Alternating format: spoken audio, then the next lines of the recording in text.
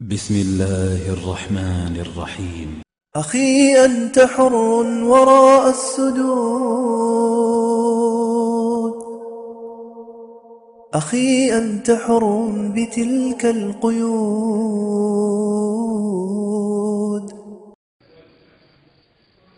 بسم الله الرحمن الرحيم. أيها الشعب المغربي المسلم الأبي الكريم، بغيت نوصل لك واحد الرسالة كتعلق بالظروف اللي تم فيها الاعتقال ديالي. اسمي عبد الغاني بن طوس بن رحال، متزوج وأب ل3 أطفال. كنت أشتغل بوظيفة التعليم، حيث كنت أمارس أستاذ لمادة التربية الإسلامية في السلك الثانوي لمدة 10 سنوات فما يزيد بنيابة بن مسيك. تم الاعتقال ديالي بتاريخ 9 يونيو 2003 على خلفية أحداث 16 مايو، حيث جاءت فرقة من الشرطة الوطنية من عناصر الديسي كتألف حوالي 30 حتى 40 رجل، داهموا البيت ديالي بعد منتصف الليل ونهالوا علي بالضرب وكبلوني أمام أبنائي الصغار وأمام زوجتي التي أصيبت بحالة من الإغماء والغيبوبة، سقطت على إثرها أرضا. ثم أخذوني بالقوة وأنا معاق القدمين، وهذه إعاقة واضحة جدا في قدمي اليسرى، وجرجروني في الدروج واقتادوني إلى مقر الشرطة بولاية المعارف. وبقيت ذيك الليلة كاملة، ثم في الصباح الباكر داوني مباشرة لتمارا، وفي تمارا بقيت 15 يوم. هذه الفترة ذقت فيها جميع أشكال التعذيب، من الحرمان من النوم، الضرب، جلسوني على القراء، استعملوا معي الصعق الكهربائي في أذني في مناطق حساسة من الجسم، بل هددوني بالاغتصاب 3 مرات ونزعوا مني السروال، وكانوا يطلبوا مني باش ندرقص بحال المرأة، وانا كنبكي وكنستعطفهم وكنقول لهم دير انا معاق ما نقدرش نبقى نوقف بزاف. هاد الإعاقة ما شفعاتش لهم، بقاو كيمارسوا عليا التعذيب، كيطلبوا مني نجاوب على شي أسئلة انا بنفسي ما عرفتش، فتحت الضغط والإكراه اضطريت باش نجاوبهم، ويعلم الله أنني لا علاقة لي بأي شيء. في البداية اتهموني بأنني وراء 16 مايو، لكن بعد التحقيق وبعد التعليم تأكدوا بأنني لا علاقة لي بأحداث 16 مايو، ولفقوا لي ملفا ضخما. فلما استعصيت على الأجوبة اللي بغاو انهالوا علي بالضرب مدة 15 يوم، ولا أبالغ في هذا الكلام. بعد هذا طلبوا مني باش نوقع على المحاضر. لما طلبت منه القرار المحضر ضربني، قال لي هنا ما كاينش اللي عندنا كيقرا المحضر، غادي توقع وتسكت. بالفعل وقعت، واقتادوني ليلا الى قاضي التحقيق بالرباط، واللي الكل كيعرفوا اللي هو عبد القادر الشنتوف. وصلت عنده وانا منهك القوى في حاله يرثى لها. قال لي غادي تجاوبني على اسئله، قلت ليه نشوف المحضر، قال لي ما تشوف حتى شي محضر. قلت لي فين هو المحامي؟ قال لي الان ما كاينش محامي. في تمهيد هذا التحقيق التمهيدي ما خلاني، ما جاب لي محامي، ما عطاني نقرا ديك المحضر. في هذاك الجو كامل قلت له بدي هذه الامور انا خصني نقرا المحضر. قال لي غادي تجاوب ولا غادي نرجعك لتمارا من جديد. فاضطريت باش نجاوبوا في الكلام اللي بغاه هو. من بعد هزوني داوني للزاكي، دخلت للزاكي ليلا. هنا في الزاكي كانوا مرة كيحقوا معايا، كيطلعوني الفوق. ذات يوم جاو قال لي توقع على واحد الورقة. جيت نشوف قالوا شنو كاين في الورقة؟ قال لك ديك الورقة زعما اننا جينا فتشناك وشديناك بشكل قانوني. قلت لهم القضية ما كايناش نهائيا. لما رفضت داوني من جديد لتمارا وبقيت فيها 9 أيام، هادشي قبل ما نتحاكم. 6 ايام. قال لي علاش ما توقعش؟ قلت له ودي حتى نقرا وقع. قال لك لا، بقاو كيضربوا. قال لك توقع زين. قلت له هذه المسائل غير قانون. قال لك حنا هما القانون. قلت له راه كاين البلاد فيها القانون. قال لك حنا هما القانون. وبل اكثر من هذا، قالوا لي ان هناك الاحكام حنا من هنا كنصيفطوها، وغادي نبينوا لك اننا غادي نكتبوا عليك شي حاجه في المحضر اللي تاخذ فيها ما بين 20 حتى المؤبد. رجعت للسجن الزاكي. السجن الزاكي كان هناك شكل من اشكال التعذيب النفسي والجسدي لم ارى له مثيلا.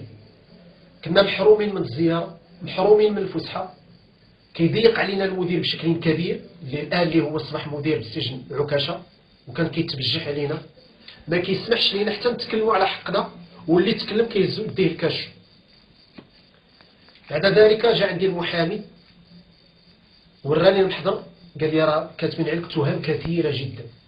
قلت له بدي التهم هذا الشيء لا اساس له من الصحه. قال لي المهم هذا الشيء اللي كاتبين حنا عارفين، ولكن راه كاتبين عليك هذا الشيء، والاعلام بدوره زاد لفق لنا مجموعه من القضايا. كون هناك جرائد، على سبيل المثال جريده الاحداث المغربيه اللي كتنشر لنا المحاضر قبل ما نتحكموا، وكتحاكمنا بالنوايا ديالنا، وكتصدر احكام في حقنا حنايا، وكيتهمونا بالاجرام وبالارهاب. المهم وقفت باختصار، مشيت للمحكمه، وقفت امام القاضي.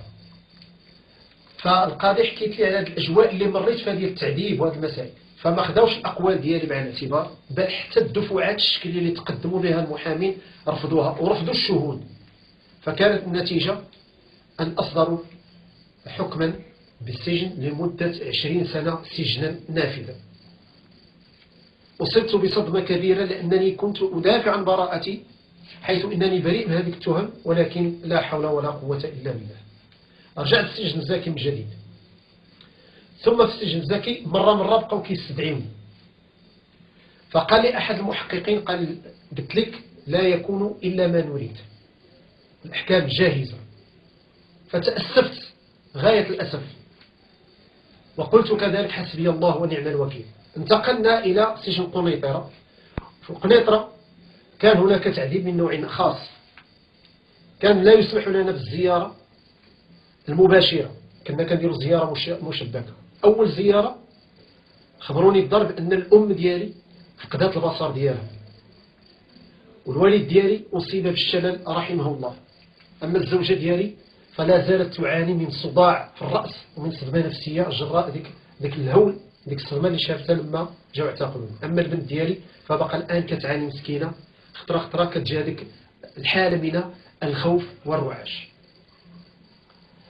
ثم بقينا في قنيطره كنطالبوا باظهار البراءه ديالنا. غتجي احداث يوم 9 اكتوبر 2010 في عهد هذا المدير الجديد، اللي كان قصد المدير اللي تعين هنا في قنيطرة اللي هو مصطفى حجلي تحت إشراف المندوب العام. هذا مصطفى حجلي متخصص في تعذيب السجناء، لا يعرف الرحمة أبدا. ففي هذا التاريخ بالذات جمعونا كاملين وخداو جميع الإخوة ونزعوا لهم الثياب ديالهم وكشفوا لهم على العورات ديالهم بدعوى خصنا نفتشوهم. جميع الإخوة اللي جاوا من جميع السجون كشفوا لهم على العورات ديالهم ونهالوا عليهم بالضرب، وجمعونا في واحد الباطنة. استمرينا على هذا الحال والأحوال. فبدات كتظهر بوادر الانفراج مع ظهور المجلس الوطني لحقوق الإنسان. فتلقينا بإشارات بأنه غادي يتم طي هذا الملف بشكل سريع، ففرحنا وصلنا الخبر الأسر ديالنا. ومن باب الإنصاف مشى ذاك المدير، جا واحد المدير اللي حاول باش يتعامل معاه معاملة إنسانية. المهم أن تلقينا هذا الخبر السار أنه سيتم الإفراج عنا، ولكن بشكل دفعات. بالفعل بدات العفو، فتفاجئنا. كنا كنتوقعوا غادي يتم الإفراج عنا، فإذا بنا كنسمعوا كاين تخفيضات، كاين البعض اللي خرج، كاين البعض اللي نقصوا ليه. أنا من الذين لم يستفيد من هذا التخفيض أو من هذا العفو. محكوم ب20 سنة. معظم الزملاء ديالي والإخوة كانوا نقصوا لهم، انا ما نقصوش ليا، علما بانني من ذوي الاحتياجات الخاصه وانني معاق. اذا الاولى انهم يشوفوا هذا الجانب هذا. ما عرفش ما هي المقاييس، واش كيعتمدوا على انتقائيه الملفات، الله اعلم بذلك. لكن طمأنونا غادي يكون هناك انفراج. غتجي احداث مراكش، حنا بطبيعه الحال ما كناش كنتوقعوا يوقع هذا الشيء، لكن هذه الاحداث مراكش كتبين لنا انها جات في واحد الظرفيه اللي المغرب بدا كيعرف واحد الانفراج. فهاد الناس اللي وراء هاد الاحداث بغاو هاد الملف ما يتطواش، بغاونا نبقاو في السجن. ولكن الحمد لله كاين العقلاء في هاد البلاد، كاين الناس اللي هما كيفكروا تيقولوا ان هذا الحدث ما غاديش يمنعنا من المزيد من الاستمرار في ورش هذه الاصلاحات. اذا الان كنطالب باظهار البراءه ديالي، انني ما عندي حتى شي علاقه باي تهمه اللي تلفقات لي. هذاك الملف مفرك والجميع كيشهد على اننا ظلمنا بعد احداث 16 مايو، بل اعلى سلطه في البلاد اعترف بان هناك خروقات في هذا الملف. اذا كنطالب ايها الشعب المغربي انك تعرف باننا مظلومين وتدافع على المظلوميه ديالنا، وكنطالبوا بالبراءه ديالنا. حنا لا علاقه لنا باي عمل كيفما كان نوعه. حنا نحب الخير لبلادنا ونحب الخير لهذا الوطن، ونتمنى ان ينصفونا ويعطيونا البراءه ديالنا، لاننا مظلومين جميعا، رحمه بالامهات ديالنا، بالابناء ديالنا، بالازواج ديالنا. الام ديالي الان عندها 90 سنه والان هي مقعده وجالسه على الفراش، الزوجه ديالي مريضه، الابناء ديالي راهم لا حول ولا قوه الا بالله. انا كلفت المعيد ديالهم دابا الان هما عالة على الدار ديالنا. كنتمنى ان الله تعالى يفرج علينا جميعا باش تظهر البراءه ديالنا وتظهر المظلوميه ديالنا. والسلام عليكم ورحمه الله وبركاته.